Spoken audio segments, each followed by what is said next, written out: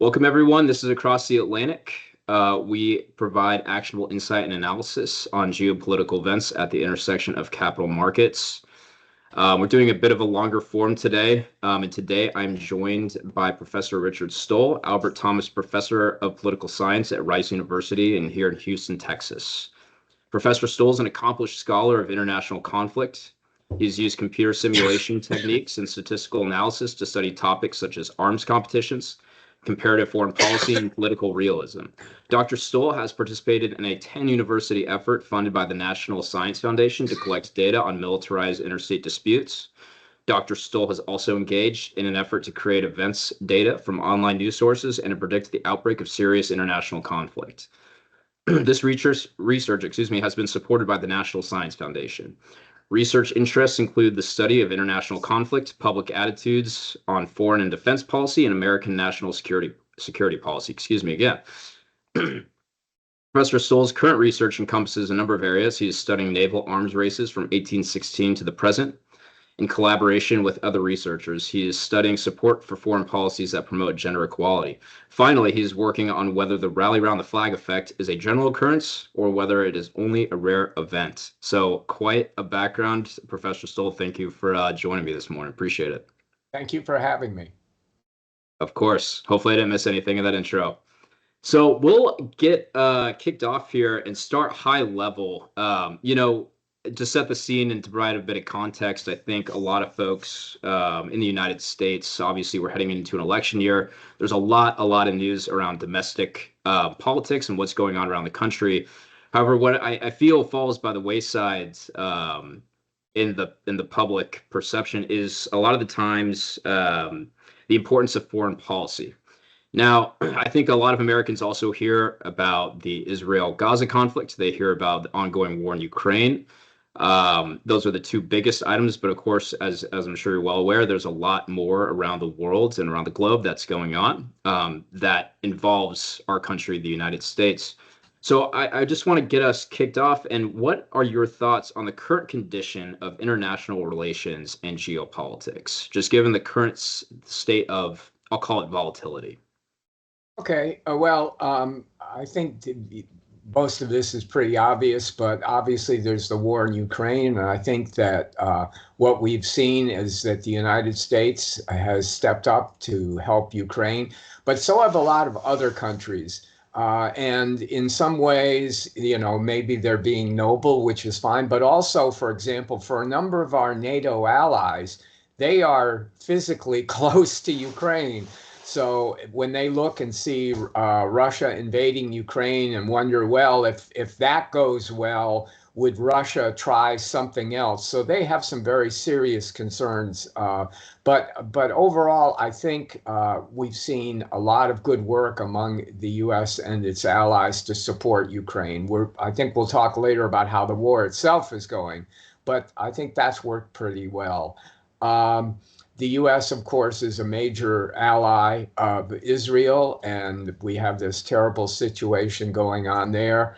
I'd love to say I see a simple solution, and if you just listen to me, we can fix this by tomorrow. But I don't see an easy solution. I think that situation is going to go on for a while.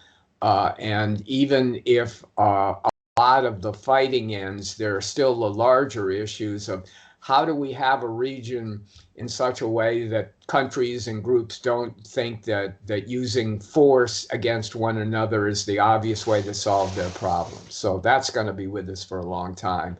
If we just briefly in the Pacific, I think the U.S. has been working pretty well with its allies and friends to sort of buttress everything up against China and North Korea, operating separately but also collectively.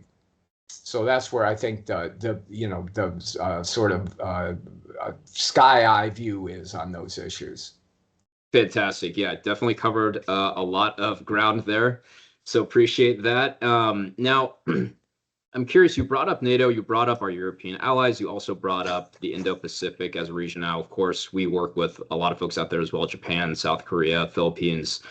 Australia and such. So given all of these different conflicts that you mentioned across these different regions around the globe, in your study in international relations, what do you believe the United States is doing well currently in working with our allies and handling adversaries? Now, it's a big question, and I think the way that the U.S. has worked and evolved in working with our allies has changed over time. So, curious to get your thoughts there. Well, as I mentioned, I think right now, today, things are going reasonably well in terms of working. When I say that, I mean working with our allies and friends. I don't mean that the problems that we're trying to deal with are going to be solved by the end of this discussion. But and again, I realize we're going to talk about this probably in more depth later. But Right. one can argue that right now that there's basically a stalemate in Ukraine. That is, at least for some period of time, we haven't seen a lot of military movement, a lot of gains and losses. Um, a question that arises is if that persists, if they're still fighting, and of course, still a desire to help Ukraine recover its territory, but if things don't move and the fighting goes on and on and on, will the level of support that we've been seeing by countries start to drop off? Will they assume, well, it doesn't make a difference, or, whatever we do, or even if we doubled our level of support, it's not going to change anything. So let's just stop. So, I think that is not necessarily a concern today, but if the war continues without much movement, I think that's something the U.S. has to be concerned with to try to keep our allies together. If we Let me shift to the Pacific just briefly. Hmm. Um, for our friends in in the Pacific region, while they have a concern about China, it's at some point will they also say, but we could trade a lot with China, but in order to do that, we'd have to work with them. So again, can you keep the group of countries that we're working with together and I'll say allied with a small a, not necessarily a formal alliance, but working together? Can you keep that going on for a significant period of time? So I think that's the sort of underlying question in both those regions. Fantastic, fantastic. Yeah, and you kind of mentioned it, so it kind of bleeds into the next piece of what we're going to chat about here. So you mentioned Russia-Ukraine war, and I think the word that you were describing, but maybe not said or named out loud, was fatigue, right? So when do our allies in Europe, namely the G7, namely also NATO, when do they start getting exhausted from supporting the war? Now, I think you brought up an interesting point in that most recently, I think as of the past week or two, the G7 signed a whole bunch of initiatives, we'll call them, to bolster the Ukrainian effort. And I've heard as recently as this week, perhaps even a counteroffensive this summer. Now, this includes things like giving Ukraine the ability to use Western-made missile systems to strike inside Ukraine, the French giving them a lot of their fighter jets, the Mirage 2000s. I think we have a $50 billion package in economic aid we're giving Ukraine, as well as a 10-year security deal that the United States recently signed with Ukraine. So I think that there was definitely a dip in maybe morale, we'll call it, and a bit of fatigue coming and onsetting the allies and just the West in general. But I was a little bit encouraged and pretty encouraged to see the recent bout of initiatives that the G7 Western countries put together. I mean, it gave me a lot of hope for giving Ukraine some sort of leverage later this year, and maybe even a negotiated peace deal. But that's far off, I think. So if you could just get a bit more granular, so let's get into Russia-Ukraine. How do you see the current state of the conflict? It says, I think you mentioned grinding as the word. And how slash when, if you look into your crystal ball, when do you see this conflict coming to an end, and how do you see it coming to an end? Um, it seems to me that the major possibility for how it ends is if Putin decides, well, this hasn't worked at all, so we're just going to pull back. I mean, it's been very costly to Russia in terms of people being killed, distorting the economy, and of course, Russia isn't exactly a democracy. But what we know from a lot of systematic research is support for wars declines as your casualties go up. So, and again, for the Ukrainians, it's like we've been attacked. We have foreigners occupying our territory. So the idea that they would be willing to keep fighting seems reasonable. But Right. for the Russians, it's like, this isn't our country.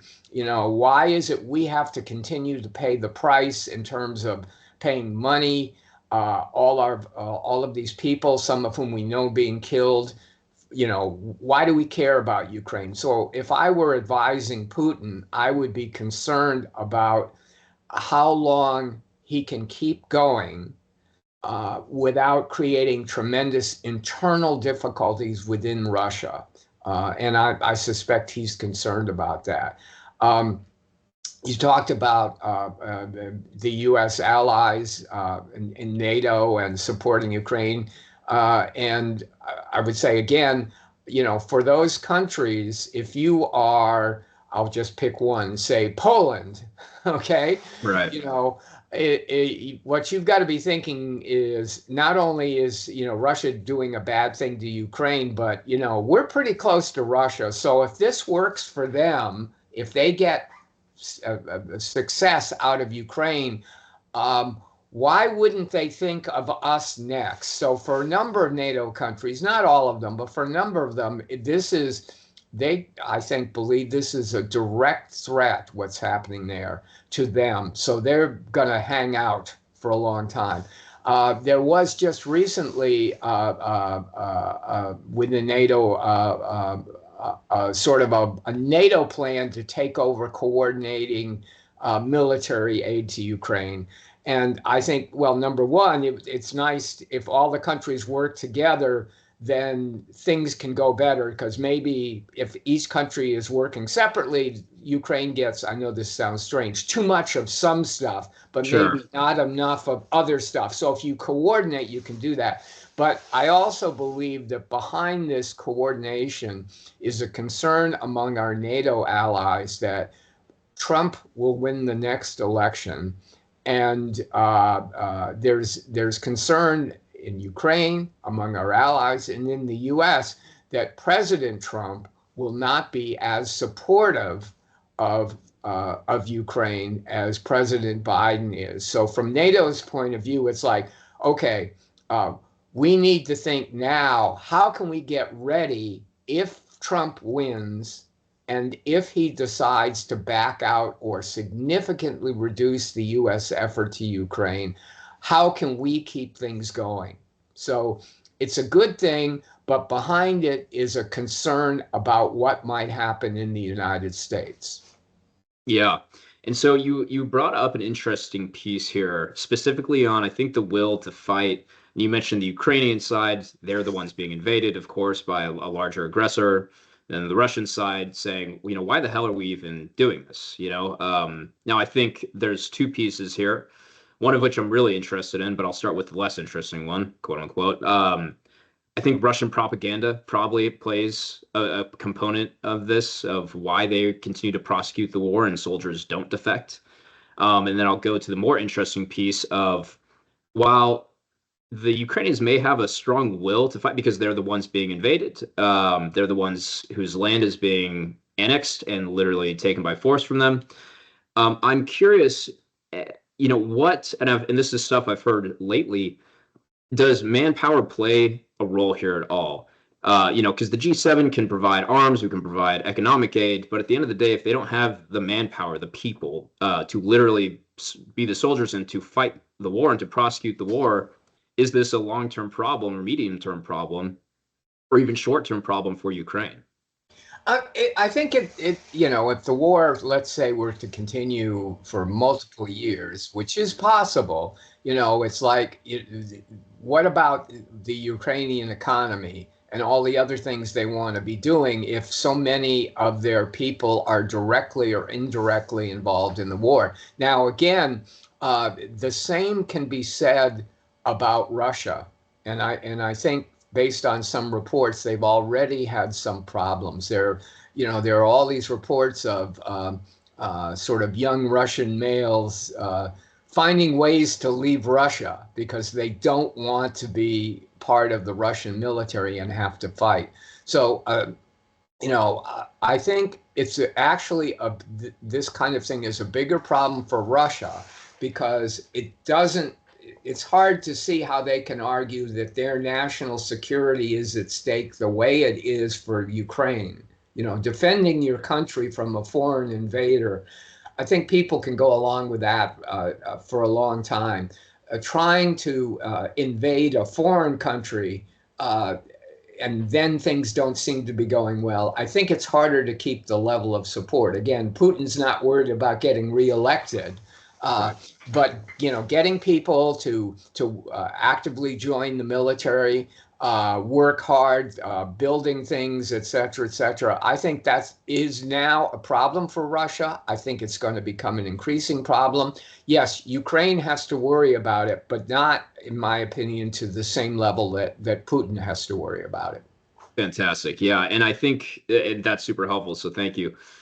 I think another interesting piece of this is, again, I keep bringing up this G7 aid again with the missiles and the fighter jets, economic aid, 10-year U.S. Ukrainian security deal. I think the day after all of this was announced and after the G7 summit lately, and happened about a week or two ago here, Putin came to the table and said, "Hey, we are ready to come to the table and negotiate a ceasefire and set the framework for peace."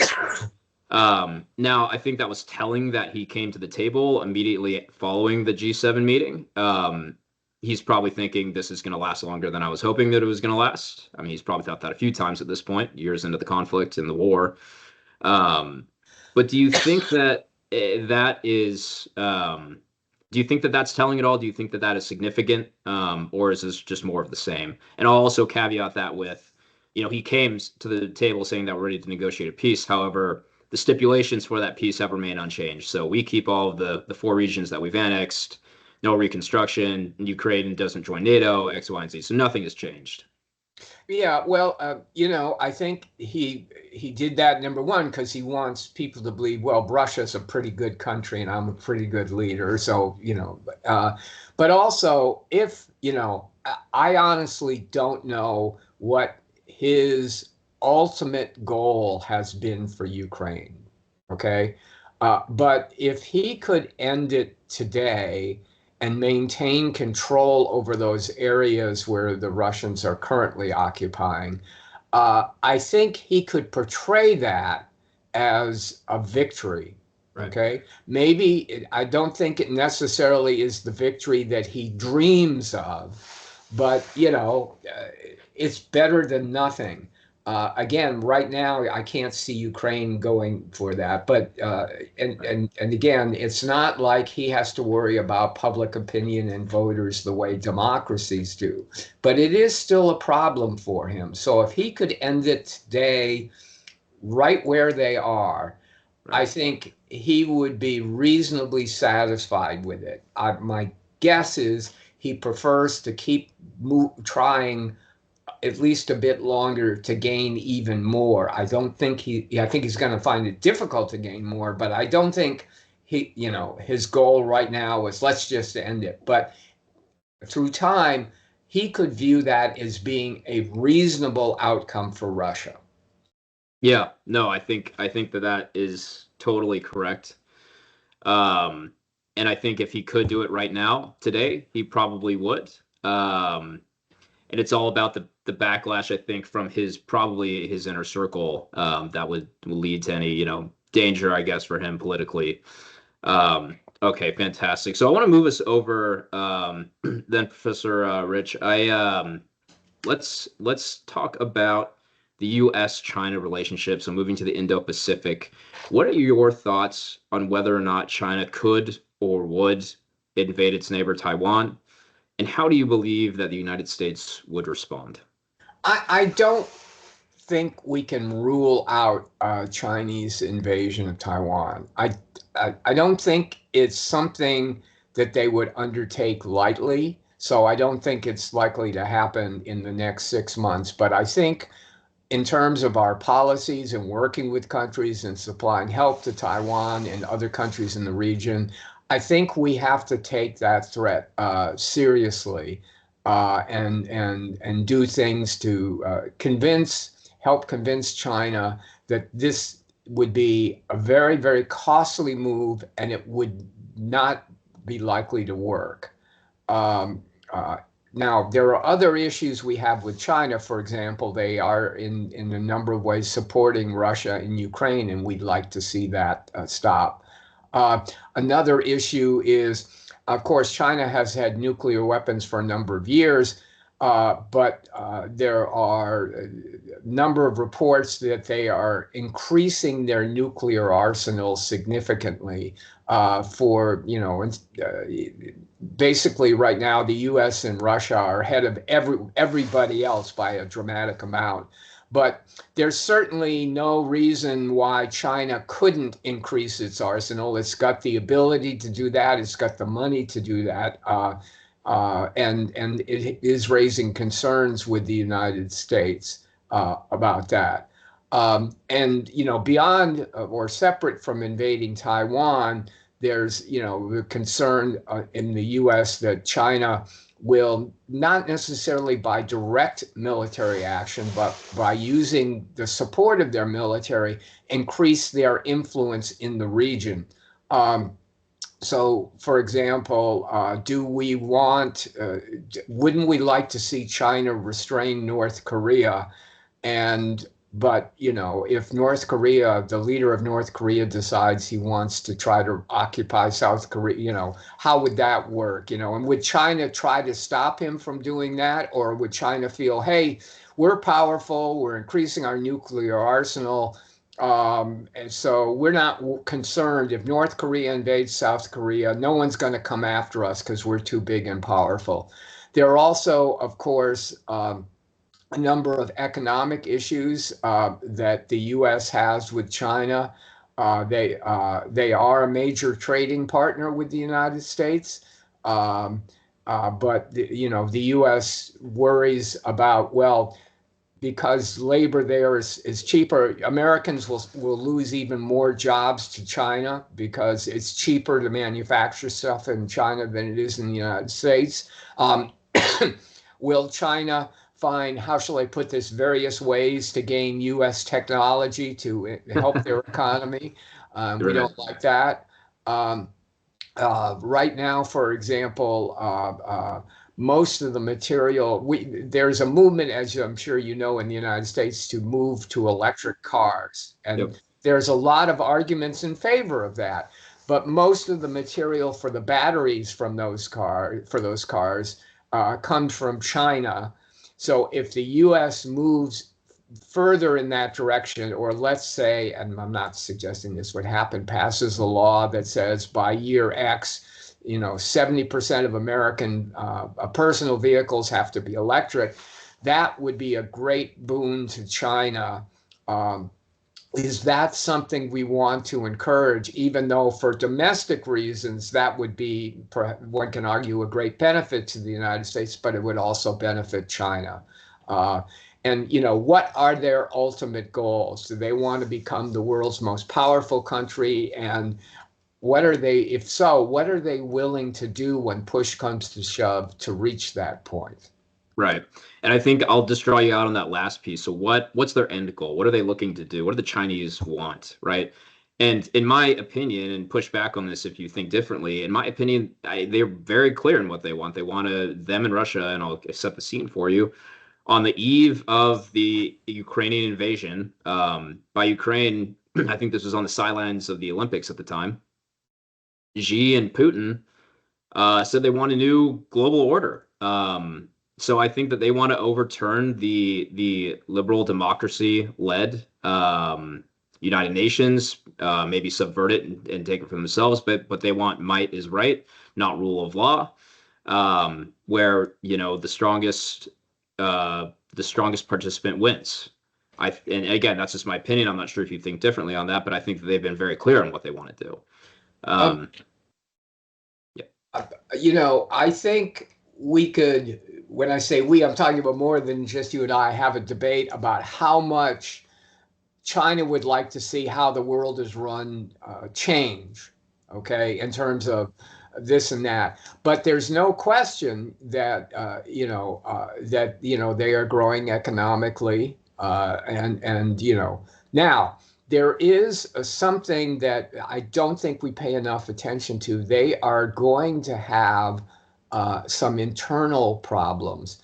And these are I'm not separate because I'm not a China expert on, say, how do the Chinese people feel about we're being told to do X, Y, and Z because our leadership wants us to become more of a global power. How does that help me and my family, et cetera? In most countries, for example, if you in the United States, if you, as we do, ask what is the most important problem facing the U.S. today, even typically if you count immigration as a foreign policy issue, which for most Americans, that's not how they see that. They see it as a domestic issue. But even if we lump that in there, typically the percentage of American people that sees any kind of foreign policy issue as the most important problem is like 15%.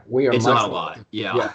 And I think for most citizens of China, again, they are more concerned about domestic issues because those things affect them more directly. Now, a number of years ago, they had something called the One China policy, a child policy, right? Because they were concerned that their population would grow too quickly and too fast, and that would cause tremendous problems. And it was a totally legitimate concern. And so there's a period of years where Chinese families were told, there was a law that said you can only have one child.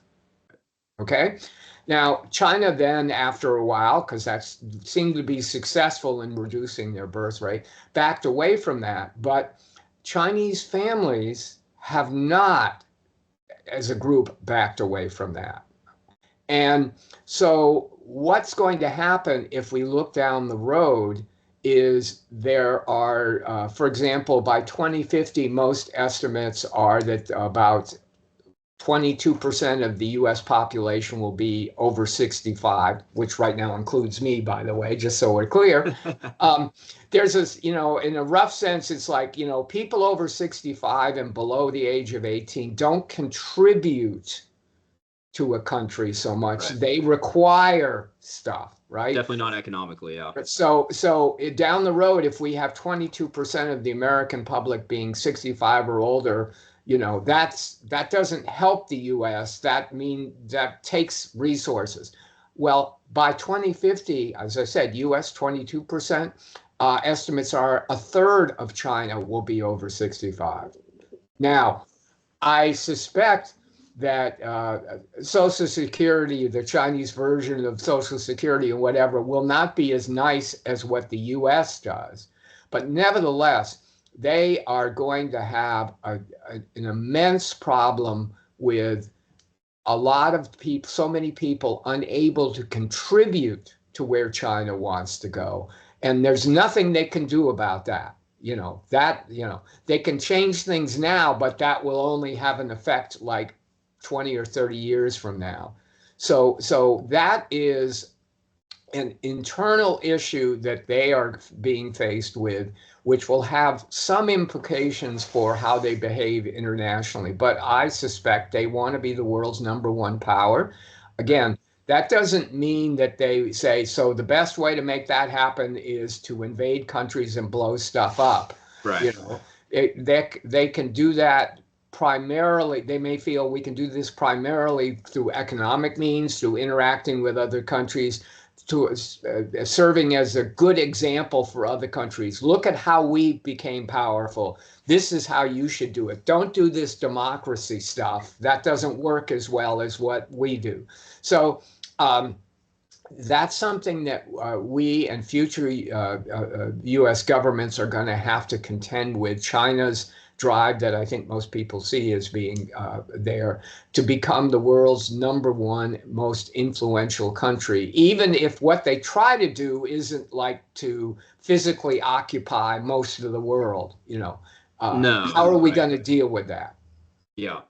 Yeah, no, and I think the demographic piece that you bring up is an incredibly interesting one, and one that has certainly been touched on by geopolitical strategist Peter Zeihan and others. And I think it's pretty well documented. In fact, I think the CCP has stopped publishing those numbers because they're so damning for what they insinuate and what they mean for their future, economically, politically, geopolitically, whatever. Yeah.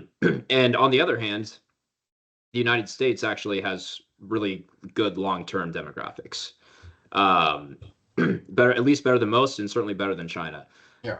But that's as an aside. I want to bring us back to the beginning of this China conversation, though. So, in the wake of Russia's invasion of Ukraine, think about the geopolitical environment as it was then, and think about it as now. I mean, it is completely reshaped a lot of things. I mean, obviously, energy markets have completely been reforged because of their invasion of Ukraine. Alliances have been shifted, relationships have been ended, or morphed, or changed, evolved because of this event.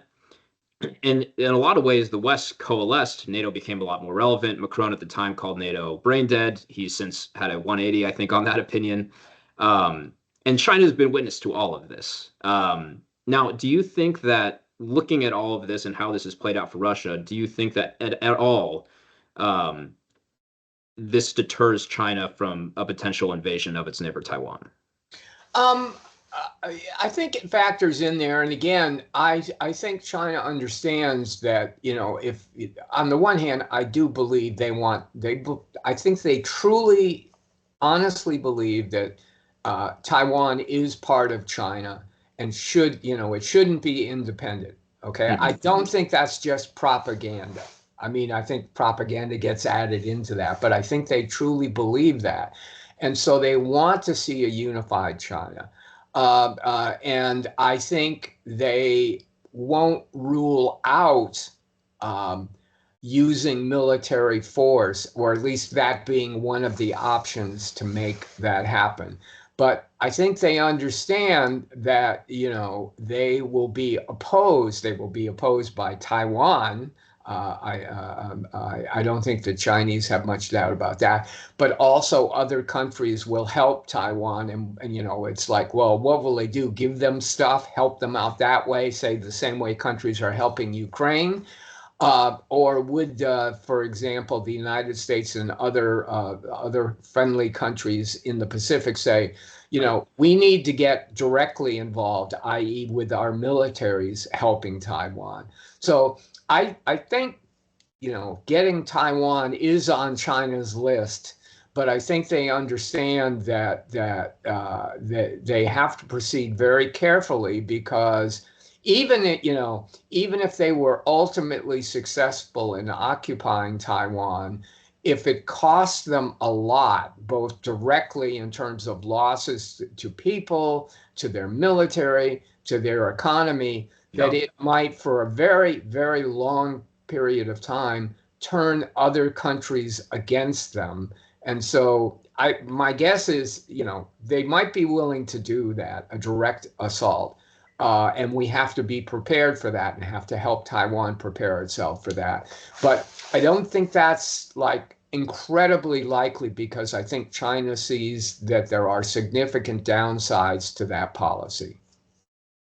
Yeah, and I don't really see how you couldn't think that if I'm sitting in their shoes. Now, of course, I think, and I'd be curious to get your thoughts on this, the strategic value, like why does China even want Taiwan outside of cultural reasons, historical reasons, right? It's the breakaway province. Strategically, sitting in the here and the now, it's an unsinkable aircraft, right? You get a little bit more space, pushing the United States Navy out even that much further. You can, of course, put missiles on the island. So you just get a wider range of deniability, right? And additionally, you also get TSMC, Taiwan Semiconductor Company, which is obviously incredibly huge for every single industrialized nation's economy. Of course, semiconductors play a large part in almost every single piece of technology that we use today. Whether that's on the consumer side, whether that's on national defense, these things go into missile defense systems. They go into advanced computers, jet fighters. I mean, you name it. It's probably requires a semiconductor in its supply chain.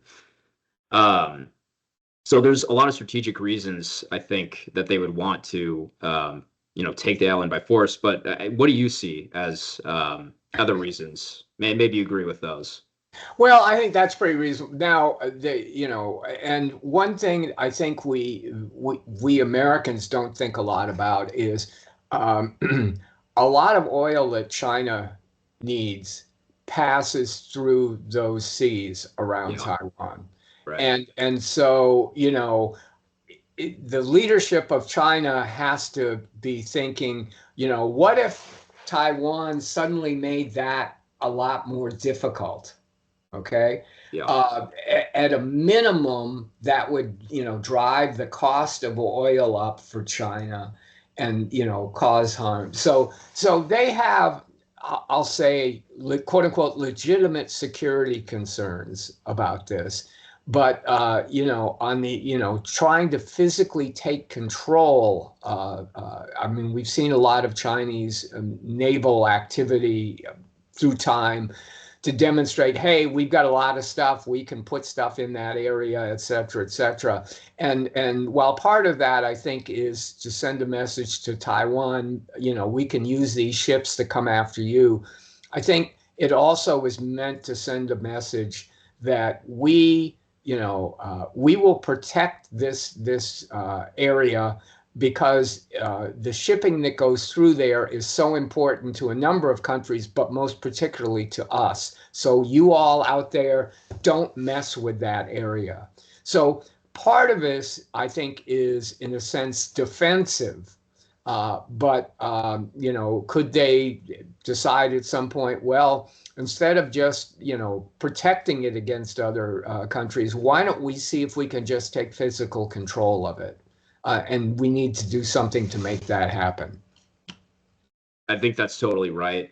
And in fact, you see a lot of aggression, I think, by the Chinese, I think Coast Guard, maybe not their Navy. And I think the Philippines is involved in a lot of those clashes, right? Mhm. So talk Right. about the Indo-Pacific in general, and the myriad of island chains that are out there. They would like to control those seas. As you said, an enormous amount of global trade goes through that area. And of course, as you mentioned, energy as well. And I believe that China is a really big net importer of a lot of different things, energy being primarily part of that as well. And one would think that if a hot conflict did break out over Taiwan, the U.S., that would be one of our first moves to shut down that area and starve them of food resources, energy resources, and I'm sure a lot of other strategic minerals and resources as well to essentially stop the fighting before it escalates even further than it already had in that scenario. And So very interesting. Yeah. even beyond what the U.S. and allies might do to physically control that area, I would imagine a lot of countries would say, we're not going to send our ships through there, because, Right. whether it's the U.S. stopping us or China attack, there's a lot of bad things that can happen if there's an ongoing war. So we're just going to stay away from that, period. Yeah, yeah, and I think that there's already precedent for that, and that's actually a really good segue into our next piece here. But the Red Sea, off of, let's see, Yemen, if I'm not mistaken, Mhm. and of course, energy exports coming out of that region, right? And so we've touched on Europe, we've moved to the Indo-Pacific. Now let's go to the Middle East, covering a lot of ground here. Um, so, Professor, given the ongoing Israel-Hamas conflict, well, first, what do you think about that conflict? Do you see it coming to an end at any time soon? And then what do you think that this conflict means, this war means for the possibility of the normalization of ties between Israel, Saudi Arabia, and any other Arab Gulf states? Um, I think it's there are, for example, Israel and say Saudi Arabia, there are some issues on which they are in basic agreement about these are bad guys, okay? Right. Uh, but I think the current war going on there, at a minimum, postpones any progress on Saudi-Israeli cooperation. Okay, Yeah. uh, and you know, so until this situation ends, and I'll talk in a second about what this ending it mean, because I think it can mean several different things. Yeah. I'm sort of skeptical that Israel and Saudi Arabia will move ahead. If it, if whenever it ends, I think that's a possibility. Um, I personally, and again, I'm not a Middle East expert, I can't see there being something approaching a permanent solution unless there is, what most people call the two-state solution. That is, there of course has to be a state of Israel, but there has to be some kind of Palestinian state that's recognized. Now, let me also say that if to get peace, that may be the foundation, but you're going to need things beyond that, or you won't have peace. Because you could have a Palestinian state and an Israeli state, and they just keep fighting. But Right. unless there is a Palestinian state, I don't see any prospect for a permanent end to the large scale conflict in the Middle East. But I do recognize that, in terms of, it's going to matter what kind of Palestinian state you have. Okay. Um, when I say I understand why Israel or a lot of people in Israel don't want to do that, that doesn't mean I agree with them. What that means is I understand what their thinking is.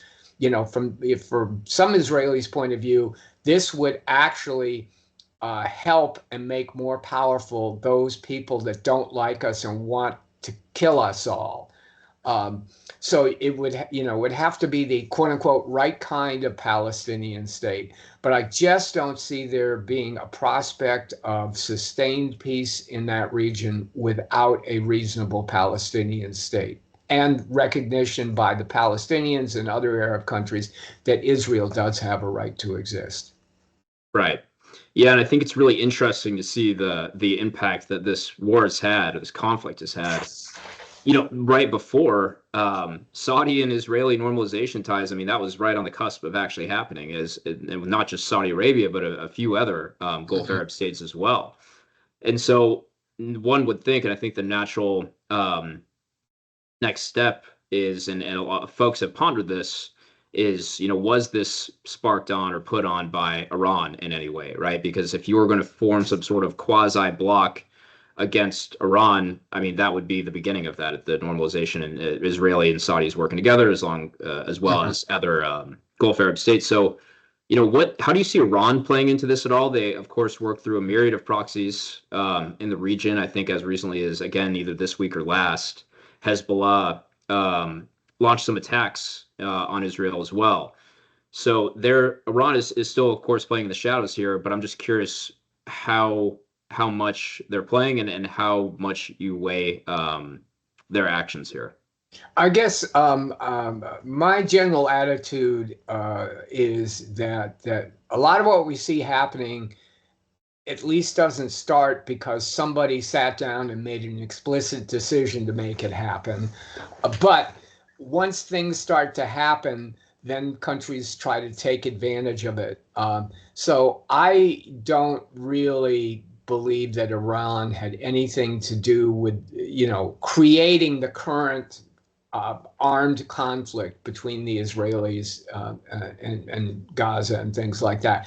However, um, I think, they don't want to see a powerful Israel, and both because they don't want Israel to be powerful, but also they want to do things that hurt the United States. And if Israel isn't as powerful or isn't as highly regarded, that hurts the United States. I think they're very ambitious. They're backing all sorts of groups like the Houthi rebels in Yemen. And as you mentioned, they attacked Israel. Um, um, so there's that. I think we've also seen that Iran is increasing its stockpile of uranium. Uh, in terms of developing nuclear weapons, once countries reach a certain level of economic development, they kind of have the raw materials, quote unquote, necessary for a nuclear weapons program. A lot of countries are at that stage. Most of them, thankfully, haven't proceeded with nuclear weapons. But there's a concern that as it becomes easier for Iran to do that, they are likely to do that. So I see them as a country that could well become involved in some kind of direct confrontation with the United States at some point in the future, maybe related to what's happening right now with the Israelis and Gaza. But even if that ends while we're talking, we still have to be concerned about Iran in the future. So they are one of the 3 or 4 countries I think we need to keep a close eye on. Right. Yeah. Okay. That's fantastic. So we covered a lot, right? So we went to Europe, we went to the Indo-Pacific. Now we're ending on the Middle East. Now this wasn't on the docket, but I'm curious to get your insights here. We're talking about Iran and how they could be a potential serious threat to the United States. I think as of this morning, certainly as of this week, Vladimir Putin visited with North Korea's leader Kim Jong-un. And I think the magazine Foreign Affairs recently put out, I'm gonna mess up the nomenclature here, how they called it, but some sort of alliance of agitation, right? So how do you see, if at all, I mean, states like Iran, states like North Korea, states like Russia and China, so these 4, um, disassociated or, aggravated countries, clearly, not happy with the current order of things. Do you see them increasingly working together to upset global order at all, or are they just independent actors, not coordinating, not working together at all? Obviously, they have a common aim of, let's poke the United States and the West more generally. But I'm curious to see your thoughts if there's any coordination here at all. I think there's some. Again, I generally believe that states are a little less sort of directly rational than we think that they are. So, but I think they look around and say, one thing we have in common is everybody else hates us. So, we need to work together at least to a certain extent because we have no one else to work with. Nobody else wants to work with us. Now, there's a downside to that, so that, for example, I understand why China is helping Russia in Ukraine, right? But I suspect the Chinese government says, we're happy to help at least a little bit, but we don't want to become a pariah state with the entire world because of that. So maybe we won't do as much as Russia would like us to do. So there are reasons for them, these countries, to act together. But, for example, North Korea, I suspect that their esteemed leader would like to see a single Korea with him in charge. And I can understand why China is supporting him, and he's helping Russia. And Russia doesn't have that many countries that are helping them. So, right. But if North Korea were to say we are going to reunite the Korean Peninsula by force, I think that would bring in certainly the United States, and other Pacific countries, but a lot of countries might, in one way or another, want to support South Korea. And so if I am a country supporting North Korea, will I be the target of some of that as well? right? So I think, let's support North Korea. We don't want to see them go away. And, again, if we're Russia, we're getting military equipment from North Korea, for example, that we can't get from most other countries. So we have to support them. On the other hand, it's hard for me to believe Putin wants to encourage the leader of North Korea to invade South Korea because, maybe now Russia sees a bunch of countries that are helping Ukraine. Now, a group of those countries says, now that North Korea has invaded South Korea and Russia is directly supporting them, I guess we are at war with Russia too, because right now things are not going that well in Ukraine. Why would Russia want to increase the number of countries that are directly fighting it? So they have reasons. They have some reasons to cooperate with each other, in part because there's no one else to cooperate with. But I think for each of them, they also worry if we do too much, then maybe we become one of these countries is doing something it wants to do that we don't particularly like, but we get blamed for that and we pay the consequences of that. So I think that restrains them at least a little bit. Fantastic. Very comprehensive. Professor Richard Stoll, very much appreciate the time this morning, and thank you again. And thank you for your insights. Appreciate it. Thank you. Happy to help. And if there's something in the future you'd like to talk about, please get in touch with me.